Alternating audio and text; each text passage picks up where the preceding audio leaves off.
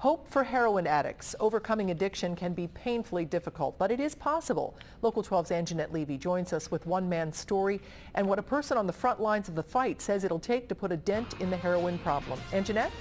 Well, Cammie, we've covered a number of stories about the heroin epidemic and the deaths from overdoses, but we talked to one man who shows recovering from an addiction to heroin is difficult, but possible.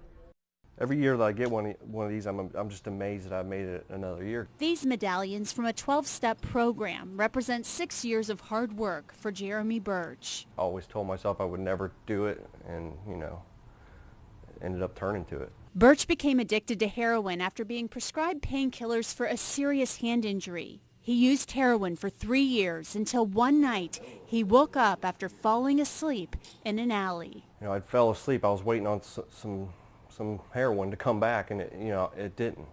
I remember waking up at 3 in the morning thinking to myself, what am I doing on the side? What am I doing here? This is not who I was supposed to be. Birch got clean in August 2008, but heroin overdose deaths are on the rise, claiming more lives than car accidents.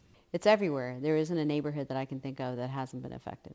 Hamilton County Coroner Dr. Lakshmi Samarko says it will take a multi-pronged approach to make a dent in the heroin problem. You have to start off with the prevention. You cannot ignore how important prevention is. Then there's the treatment afterwards, toward the end, and the rehab. But in between, part of the prevention is getting it off the streets. Carry them with me everywhere I go. Meanwhile, Jeremy Birch is looking forward to getting another medallion in August. 7 years clean. Recovery has just taught me so much, how to live and how to get up and go to work every day and show up on time and be that man I was supposed to be.